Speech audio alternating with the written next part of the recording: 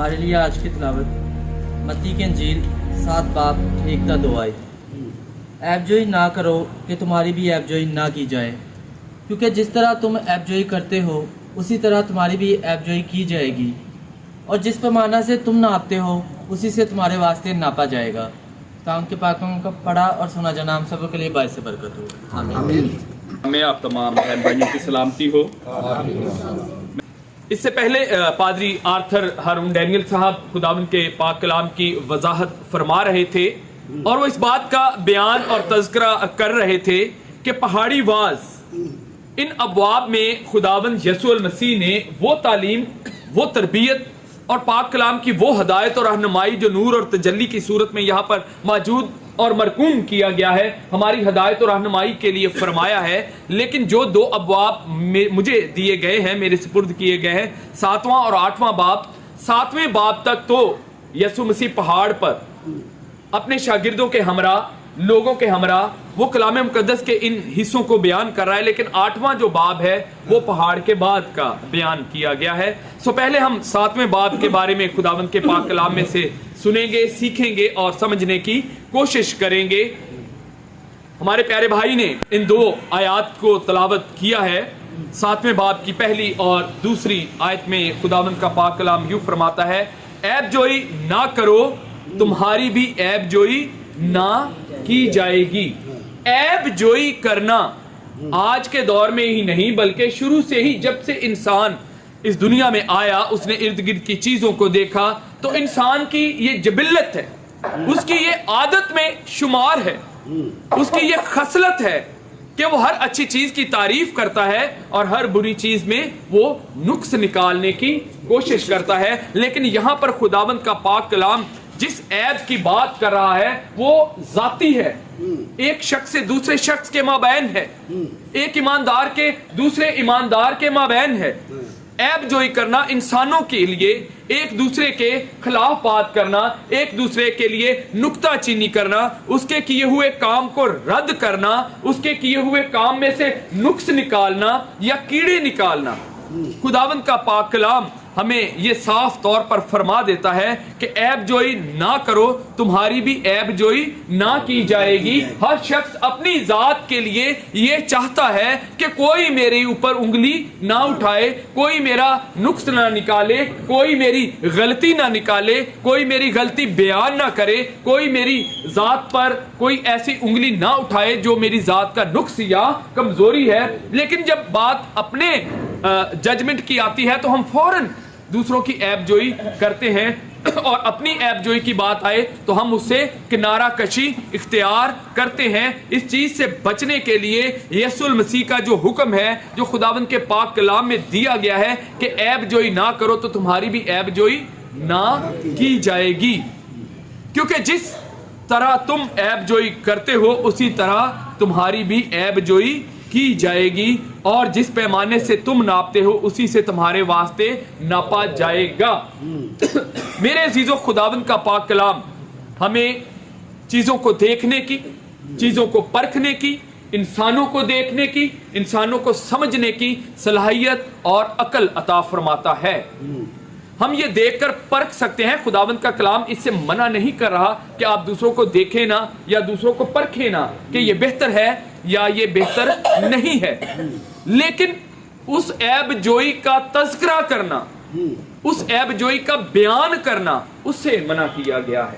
آپ دیکھیں، جو چیز آپ کے لیے اچھی ہے آپ اسے خرید سکتے ہیں، حاصل کر سکتے ہیں۔ جو شخص اچھا ہے آپ اسے تعلق بڑھا سکتے ہیں، دوستی کر سکتے ہیں، اور دوستی ختم بھی کر سکتے ہیں، دوستی نہیں بھی کر سکتے۔ خداوند خدا نے ہمیں عقل، سمجھ اور فہم اسی لیے عطا فرمایا ہے کہ ہم پرکھ سکیں، ہم موازنہ کر سکیں۔ لیکن عیب جوئی وہ ایک ایسا عمل ہے جس کو کرنے سے اس لیے منع کیا گیا ہے کہ یہ ایک ایماندار کے شان کے شایع نہیں ہے۔ اسی لیے خداوند کا پاک کلام یہ فرماتا ہے، یہ پہلے باب کی جو پہلی 7ویں باب کی جو پہلی آیت سے لے کر 5ویں آیت تک صرف اسی حوالے سے بیان کیا گیا ہے کہ اگر ہماری اپنی ذات کے اندر نقص ہے، اور اپنی خداوند کے پاک کلام میں یہ بھی لکھا گیا ہے کہ تو اپنی آنکھ کے شہتیر پر نظر نہیں کرتا اور دوسری کے آنکھ کے تنکے پر نگاہ کرتا ہے۔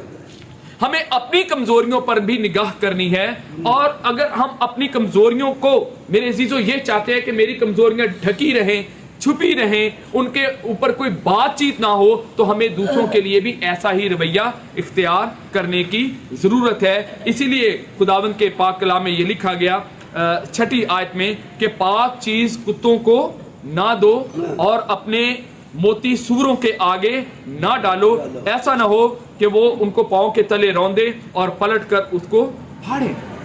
کیونکہ جب ہم عیب جوئی کرتے ہیں یہ اس کا نتیجہ ہے۔ خداوند خدا نے آپ کو صلاحیت دی ہے، وہ پاک نعمت دی ہے کہ آپ پرکھ سکیں۔ خداوند کے پاک کلام میں کیا لکھا ہے کہ روحانی آدمی سب کو پرکھ لیتا ہے لیکن خود کسی سے پرکھا نہیں جاتا۔ خداوند خدا نے تو آپ کو پرکھنے کی طاقت دی ہے، قوت دی ہے، لیکن اس کا ہرگز بھی مطلب یہ نہیں ہے کہ آپ عیب جوئی کرتے پھریں۔ اگر آپ ایماندار ہیں تو آپ دوسروں پر کیچڑ اچھالتے پھریں، یا اگر دوسرے کی کوئی کمزوری آپ کے ہاتھ لگ گئی ہے یا کسی بات کا پتہ چل گیا ہے تو اس کو کس طرح سے آپ نے اپنی زندگی میں اپنانا ہے، خداوند کا پاک کلام ہمیں یہاں پر یہ سکھا رہا ہے۔ اور اس کے بعد 7ویں آیت سے ایک اور تعلیم کا آغاز ہوتا ہے، اور وہ تعلیم کون سی ہے؟ مانگو تو تم کو دیا جائے گا، ڈھونڈو گے تو پاؤ گے، دروازہ کھٹکھٹاؤ گے تو تمہارے واسطے کھولا جائے گا، کیونکہ جو کوئی مانگتا ہے اسے ملتا ہے، اور جو ڈھونڈتا ہے وہ پاتا ہے، اور جو کھٹکھٹاتا ہے اس کے واسطے کھولا جاتا ہے۔ یہ ایک ایماندار کی زندگی کی وہ تعلیمی باتیں ہیں جس کو ہر ایک ایماندار کے لیے اس لیے یہاں پر درج کیا گیا ہے تاکہ ہم اپنی روحانی زندگی کے معیار کو بہتر بنا سکیں، کہ ہمیں اس دنیا میں ایک ایماندار کی حیثیت سے جب زندگی گزارتے ہیں، ایک دوسرے کے ساتھ زندگی بسر کرتے ہیں، تو ہمیں کن کن چیزوں کا خیال رکھنا ہے، کن کن چیزوں کو اپنانا ہے، اور کس طرح سے اپنی روحانی زندگی کے سفر کو مکمل اور پورا کرنا ہے۔ سب سے پہلی بات جو ہم نے سیکھی کہ عیب جوئی نہیں کرنی، اور اگر کسی کو پرکھنا بھی ہے تو کس طرح سے اسے کنٹرول میں کرنا ہے۔ اب بات آ گئی ہے دعا کے لحاظ سے، مانگو گے تو تم کو دیا جائے گا۔ ایسا نہیں ہے کہ خدا کو یہ معلوم نہیں ہوتا کہ میرا بیٹا اور بیٹی کس چیز کا کس نعمت کا محتاج ہے، لیکن مانگنے سے مطلب دعا کرنا۔ دعا کے تعلق سے ابھی خدا کے خادم ہمیں بڑی خوبصورتی کے ساتھ بتا رہے تھے کہ جب ہم دعا کرتے ہیں تو کیا ہوتا ہے؟ آسمان سے جواب آتا ہے، خدا رسپونڈ کرتا ہے، خدا ہماری دعا کو سن کر اس کا جواب دیتا ہے۔ لیکن جب ہم مانگتے ہی نہیں، بعض اوقات ایک ایماندار ہوتے ہوئے ہمیں جن چیزوں کی ضرورت ہوتی ہے ہم ان کے لیے پریشان رہتے ہیں۔ ہم دعا تو کرتے ہیں لیکن ہماری دعا کے لیے بڑی خوبصورت بات ہے کہ ہماری دعا ڈیمانڈ ہے، درخواست ہے، یا ہماری التجا ہے۔ ہماری دعا ہماری خواہش ہے، یا ہماری دعا ہمارے دل سے نکالی گئی یا خداوند کے حضور پیش کی گئی وہ التجا ہے۔ کیا ہے ہماری دعا؟ کیا ہماری دعا جس طرح سے گھر سے جاتے وقت ہم کوئی شاپنگ لسٹ بناتے ہیں، کیا ہماری دعا کوئی شاپنگ لسٹ کی طرح ہے کہ مجھے یہ بھی دے دے، مجھے یہ بھی دے دے، مجھے یہ بھی دے دے، اور جو کچھ خدا کرنے کے لیے کہہ رہا ہے اس سے ہم بالکل ہی غافل ہیں؟ دعا میرے عزیزو خدا کے حضور کی گئی التجا ہونی چاہیے، خدا کے حضور پیش کی جانے والی درخواست ہونی چاہیے، اور کس طرح سے؟ مانگنے سے، خدا کے حضور جانے سے، خدا کے پاس جانے سے۔ ایماندار ہوتے ہوئے ہمارا یہ رویہ ہو جاتا ہے بعض اوقات کہ جب ہمیں کوئی ضرورت پڑتی ہے تب تو ہمیں دعا یاد آ جاتی ہے، تب خدا کے خادمین بھی یاد آ جاتے ہیں، تب ہمیں خدا کا گھر بھی یاد آ جاتا ہے، تب ہمیں دعا بھی یاد آ جاتی ہے۔ لیکن وہ دعا جس کے بارے میں خدا کے خادم پہلے سکھا چکے کس طرح سے دعا دعا دعا مستقل مزاجی کے ساتھ ریگولر دعا، جب ہم اپنی زندگی کو دعائیا زندگی بنا لیں گے تب میرے عزیزو ہم اس طرح سے دعا کریں گے جس طرح سے خدا کا پاک کلام ہمیں سکھاتا اور سمجھاتا اور بتانے کی کوشش کر رہا ہے۔ ڈھونڈو گے تو پاؤ گے۔ اب ڈھونڈنا کس کو ہے؟ ڈھونڈنا کس کو ہے اور ڈھونڈنا کہاں سے ہے؟ مانگو گے تو تم کو دیا جائے گا، ڈھونڈو گے تو پاؤ گے۔ اپنی زندگی کو بہتر اور اپنی روحانی زندگی کے معیار کو بہتر بنانے کے لیے جن چیزوں کو تلاش کرنا ہے وہ خدا کے پاک کلام میں موجود ہے. ایمانداروں کی جماعت میں سے وہ چیزیں ملتی ہیں, خدا کے گھر سے وہ چیزیں ملتی ہیں جو ہماری ایماندار زندگی کو, جو ہماری راست بازی کو, جو ہمارے ایمان کو مضبوط اور خوبصورت بناتی ہیں. اس کے بعد لکھا ہے دروازہ کھٹکھٹاؤ گے تو تمہارے واسطے کھولا جائے گا. یہ وہ دروازہ ہے جو ہمیشہ کی زندگی کا دروازہ ہے. یہ وہ دروازہ ہے جو خدا کے گھر کا دروازہ ہو سکتا ہے. بعض اوقات ہم دعا میں مانگتے تو ہیں, لیکن جیسے پہلے میں بیان کر چکا کہ ہماری دعا بھی کمزور دعا ہوتی ہے, ہماری دعا بھی ڈیمانڈ ہوتی ہے. خدا کے حضور کی جانے والی اس کی پرستش والی دعا نہیں ہوتی. خدا کے حضور کی جانے والی وہ دعا ویسی دعا نہیں ہوتی جس کا طریقہ کار خداوند کے پاک کلام میں بتایا گیا ہے. مانگو گے تو تم کو دیا جائے گا, ڈھونڈو گے تو پاؤ گے, دروازہ کھٹکھٹاؤ گے تو تمہارے واسطے کھولا جائے گا.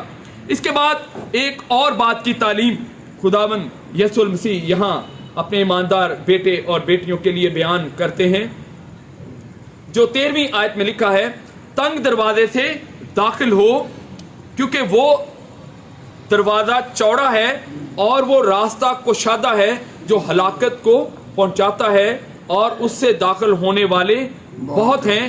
کیونکہ وہ دروازہ تنگ ہے اور وہ راستہ سکڑا ہے جو زندگی کو پہنچاتا ہے, اور اس کے پانے والے تھوڑے ہیں. اب اس میں یہ کوئی نئی بات نہیں ہے جو میں آج آپ کے سامنے بیان کر رہا ہوں. پہلے بھی ہم نے اس دروازے کے متعلق, اس راستے کے متعلق سن رکھا ہے, گا بھی رکھا ہے, جانتے بھی ہیں, پہچانتے بھی ہیں. یہاں پر خداوند تنگ دروازے اور تنگ راستے سے مراد یہ ہے احتیاط کے ساتھ, بڑی احتیاط کے ساتھ سیدھے ہمیں ہمیشہ کی زندگی کی طرف جانا ہے. پالوس رسول کیا کہتا ہے کہ میں اس نشان کی طرف دوڑا ہوا جاتا ہوں.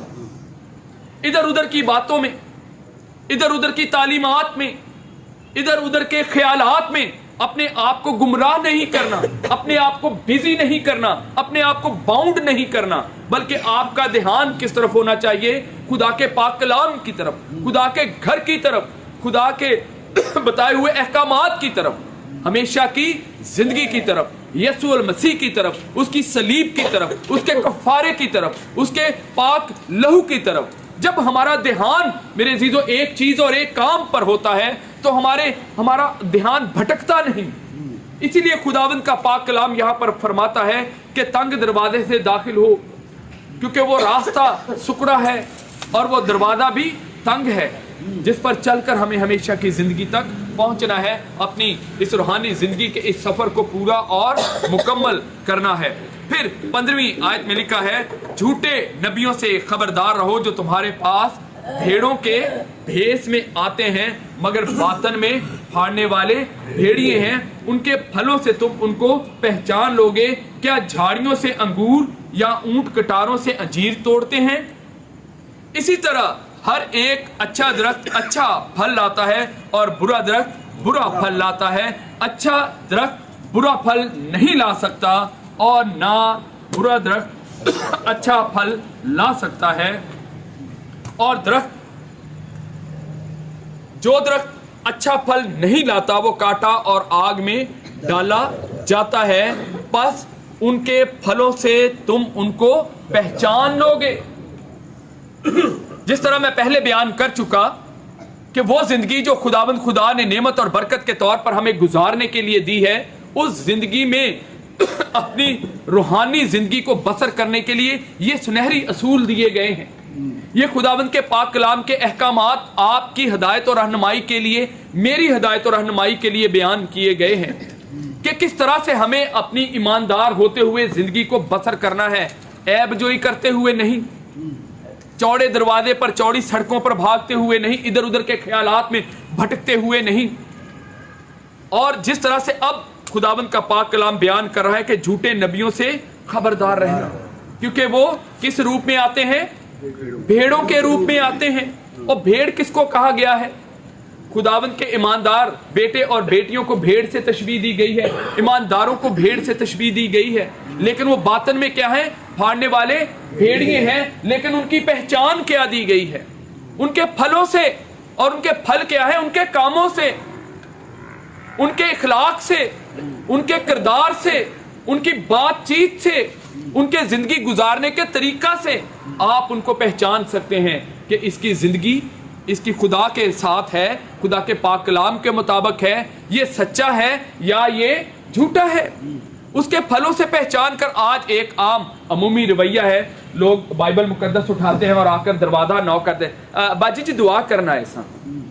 اب نہ باجی اس کو جانتی ہے نہ وہ باجی کو جانتا ہے, کیونکہ اس کو پتا ہے کہ بھائی جان اس ٹائم گھر نہیں ہوتے, کو باجی اکیلی ہے تو وہ جلدی سے ٹریپ ہو جائے گی. بائبل دیکھ کر تو کوئی بھی بہن یہ نہیں کہے گی نہیں بھائی جی اسی نہیں دعا کرانی. اب بائبل کو دیکھ کر, خدا کے کلام کو اس کے ہاتھ میں دیکھ کر وہ کیا ہو جاتے ہیں, وہ نرم دل ہو جاتے ہیں. اب وہ خدا کے کلام کو بھی واپس نہیں بھیجنا چاہتے. اب جو یہ کہہ رہا ہے کہ میں خدا کا خادم ہوں, میں دعا کرنے آیا ہوں, اب اس کو بھی وہ واپس نہیں بھیجنا چاہتے کہ کہیں خدا ناراض نہ ہو جائے. اچھا اتنی سی بات کو بڑا ڈر لگتا ہے کہ خدا ناراض نہ ہو جائے, اور جو کام ہم چھپ کر کرتے ہیں اس سے خدا ناراض نہیں ہوتا.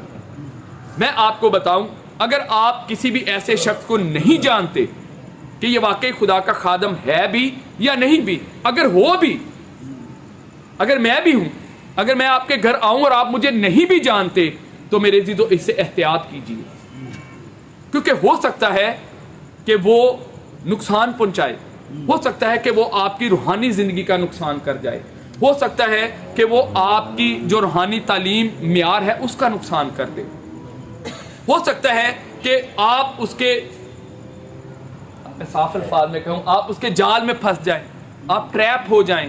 اس احتیاط کے لیے خداوند کا پاک کلام یہ پہلے سے فرما رہا ہے کہ جھوٹے نبیوں سے خبردار رہو, کیونکہ وہ کس طرح سے آتے ہیں, وہ تمہارے پاس بھیڑوں کے بھیس میں آتے ہیں, مگر باطن میں کیا ہے, پھاڑنے والے بھیڑیے ہیں. تم ان کے پھلوں سے ان کو پہچان لوگے, ان کے حلیے سے پہچان لوگے, ان کے کاموں سے پہچان لوگے, ان کی آواز سے, ان کے کردار سے, ان کی گفتگو سے, ان کے اخلاق سے. بہت ساری چیزیں ہیں جن سے ہم یہ پہچان سکتے ہیں کہ یہ خدا کا خادم ہے بھی یا نہیں. پہلی اور حتمی بات تو یہ ہے کہ جس خدا کے گھر میں آپ جاتے ہیں, جس چرچ کے آپ ممبر ہیں, صرف وہی خدا کے خادمین آپ کے لیے مقرر کیے گئے ہیں.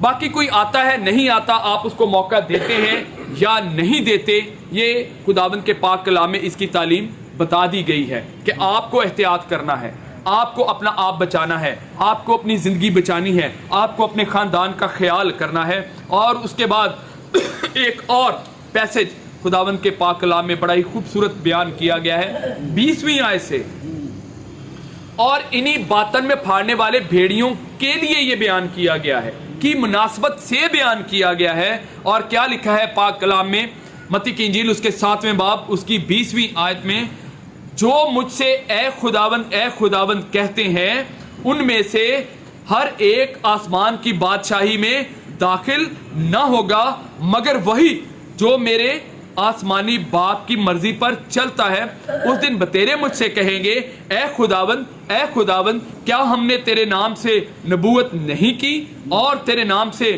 بدروحوں کو نہیں نکالا, اور تیرے نام سے بہت سے معجزے نہیں دکھائے. اس وقت میں ان سے صاف کہہ دوں گا کہ میری کبھی تم سے واقفیت نہ تھی, اے بدکارو میرے پاس سے چلے جاؤ. یہی 3 کام ہیں جو آج بڑے زور و شور سے کیے جا رہے ہیں, لیکن یہاں پر یہی 3 کام رد بھی کیے جا رہے ہیں, اس لیے کہ جھوٹے نبیوں سے خبردار رہنے کے لیے کہا گیا ہے. اور یسوع کے نام میں تو آپ بھی بدرو نکال سکتے ہیں, میں یا پادری صاحب کیا ہے, یسوع مسیح کے نام میں تو ہر ایک ایماندار میرے عزیزو ابلیس کو جھڑک سکتا ہے, ڈانٹ سکتا ہے, نکال سکتا ہے, اپنے بہن بھائی کو آزاد کر سکتا ہے. کیونکہ ہم اس لائق اور تیار نہیں ہوتے, اس لیے وہ کام نہیں ہوتے.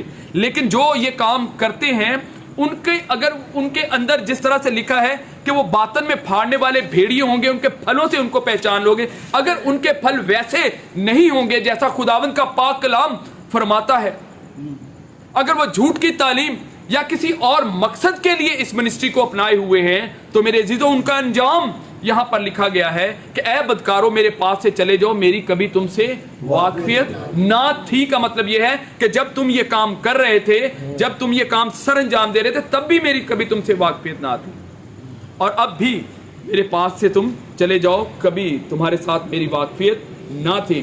اس کے بعد ایک بہت ہی خوبصورت تمثیل خداوند کے پاک کلام میں بیان کی گئی ہے. سنڈے اسکول سے ہم اس تمثیل کو سیکھتے آ رہے ہیں کہ عقل مند نے کہاں پر گھر بنایا؟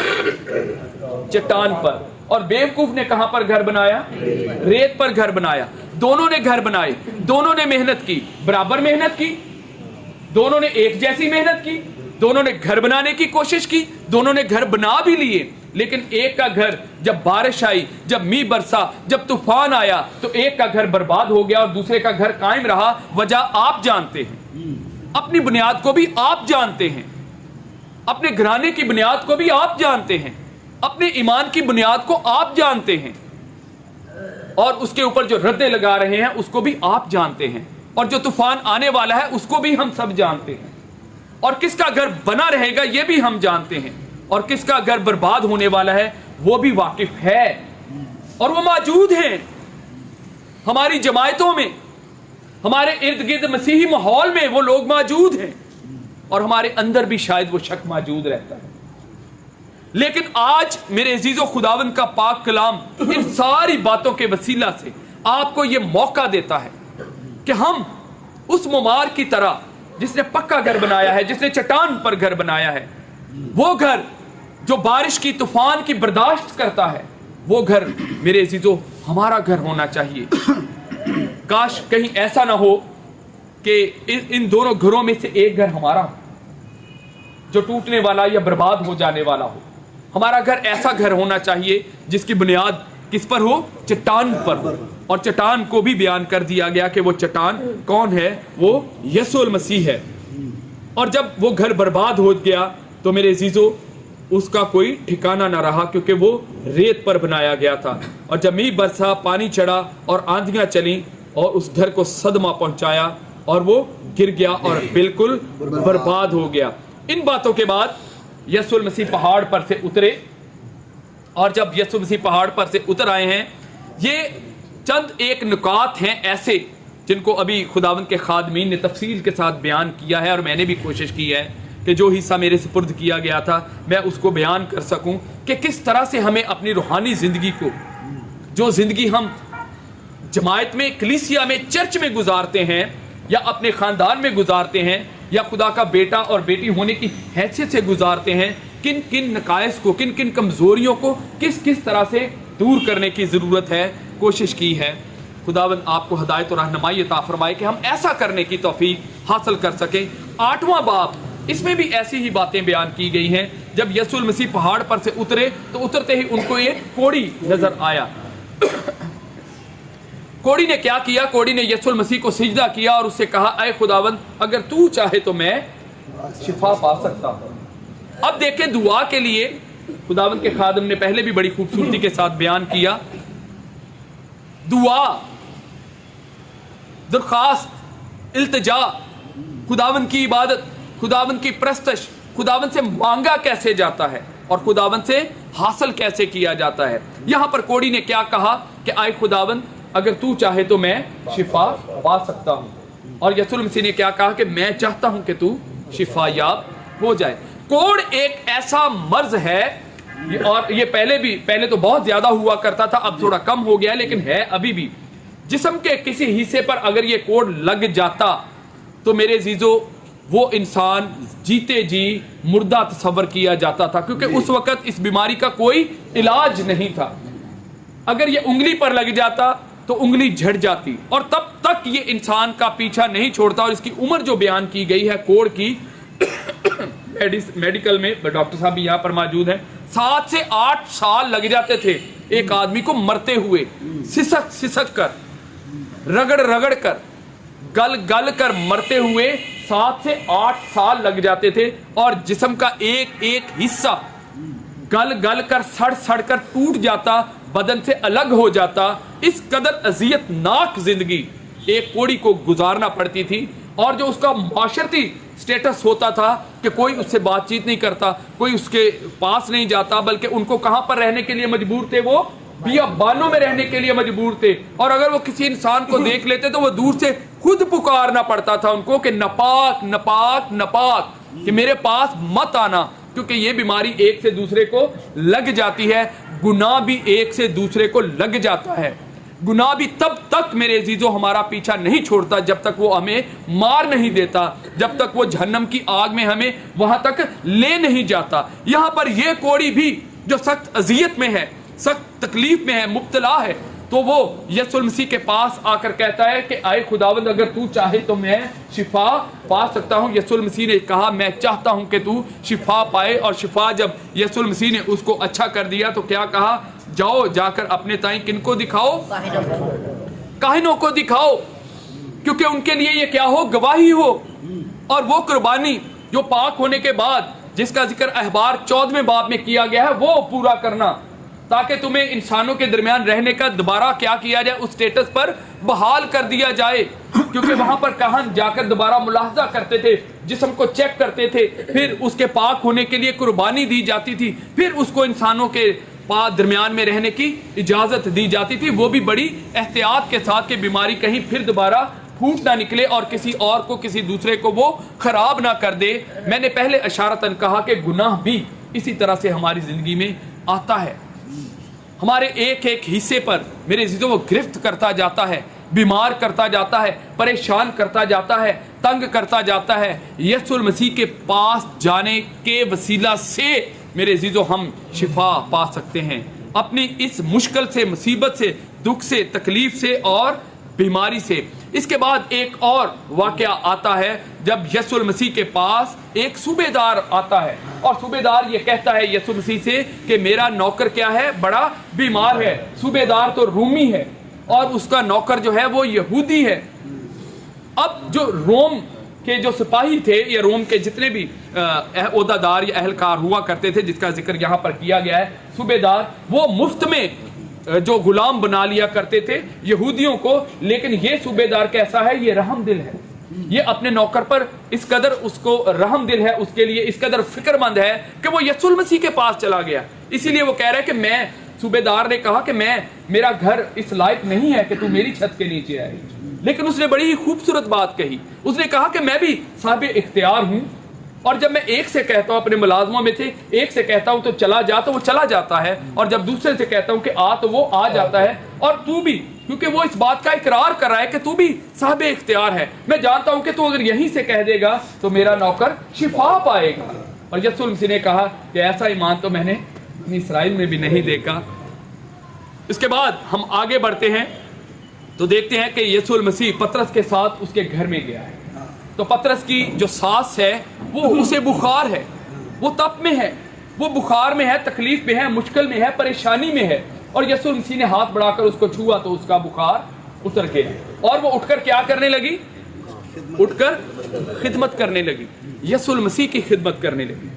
यीशु मसीह की खिदमत करने के वसीला से मेरे अजीजों हम तसल्ली पाते हैं, हम सुकून पाते हैं, हम इत्मीनान पाते हैं। हम हमेशा की जिंदगी के वो काम जिनको हमेशा की जिंदगी हासिल करने के लिए जो काम करने चाहिए वो ये काम है, खुदावंद की खिदमत, खुदावंद के पाक कलाम की खिदमत, खुदावंद के खादमों की खिदमत, खुदा के घर की खिदमत, अपने घराने पर बखूबी निगाह करना, रोजमर्रा की इबादत करना, रोजमर्रा दुआ में वक्त गुजारना, ये खुदा की खिदमत है जो खुदा के हकीकी बेटे और बेटियां करते हैं। और उसके बाद शाम को और बहुत सारे लोगों में से बदरूहें निकाली और उनको अच्छा किया। इसके बाद यीशु मसीह ने जब अपने शागिर्दों के साथ वहाँ से दूसरी जगह जाने का इरादा किया तो वहाँ एक और आदमी आया जिसने कहा कि मैं भी तेरे साथ चलना चाहता हूँ, तू जहाँ जाएगा मैं भी वहाँ जाऊँगा। तो यीशु मसीह ने क्या कहा, यीशु ने उससे कहा, लोमड़ियों के भट्ट होते हैं और हवा के परिंदों के घोंसले, मगर इब्ने आदम के लिए सर धरने की भी जगह नहीं है। क्योंकि यीशु मसीह जानता था कि ये मेरे पीछे क्यों आना चाहता है। ऐसा नहीं है कि यीशु मसीह के पास घर नहीं था या उसके पास रहने की जगह नहीं, इससे पहले वो पतरस के घर में मौजूद थे, वो वहीं पर रहे।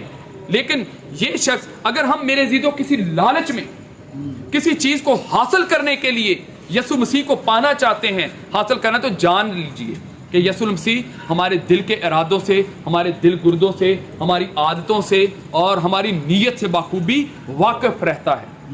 खुदा वाकिफ होता है कि ये मेरे पास किस लिए आ रहा है, सच्चाई के साथ आ रहा है, मेरी खिदमत के लिए आ रहा है या कुछ हासिल करने के लिए आ रहा है। यीशु मसीह ने वहीं पर उसे जवाब दे दिया कि जिस लालच में तुम आ रहे हो वो मेरे पास نہیں ہے.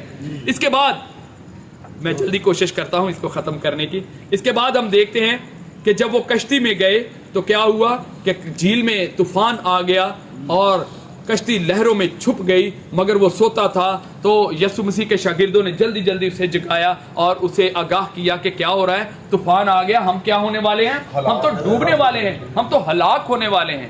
اور پھر جب یسوع مسیح نے ہوا اور پانی کو ڈانٹا تو کیا ہوا, وہ بڑے حیران ہوئے کہ یہ کیسا صاحب اختیار آدمی ہے کہ ہوا اور پانی بھی اس کا کہا مانتے ہیں.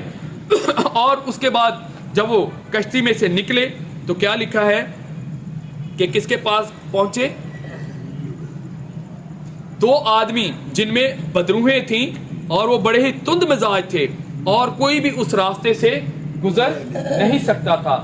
اور ان بدروہوں نے کیا کہا, چلا کر کیا کہا, اے ابن آدم تو وقت سے پہلے ہمیں کیا کرنے آ گیا ہے, ہمیں ہلاک کرنے اور عذاب میں ڈالنے کے لیے آ گیا ہے. تو حکم کر کے ہم کہاں پر چلی جائیں, ہم ان سوروں میں چلی جائیں. اور وہ بدروہیں ان آدمیوں میں سے نکل کر سوروں میں چلی گئیں اور وہ سلپری جگہ سے, کراڑے والی جگہ سے سلپ ہو کر کیا ہو گئیں, وہ پانی میں ڈوب کر ہلاک ہو گئیں اور وہ وہاں پر مر گئیں.